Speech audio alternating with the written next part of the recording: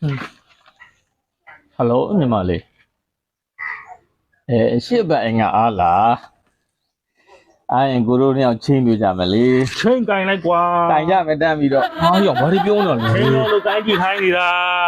အော်ဒုက္ခပါပဲမဟုတ်ဘူးဒီမှာဘေးမှာညီတွေဆိုင်ကပြင်းနေကြတာဘာမဟုတ်ရတယ်ကိုတို့နှစ်ယောက်ချင်းပြတဲ့အခါကျရင်လေမှတ်မိလွယ်အောင်ညီမလေးကလေ အကုန်ချွတ်လိုက်ကွာ အကုန်လုံးကချွတ်လာခဲ့တက်လားဘာမှလုံးနေတယ်အကုန်သာချွတ်လာဟေ့ဘာတွေပြောနေတာလဲ ကြီးထုတ်ခိုင်းနေတာ ဟာတော်ဆိုးနေပြီ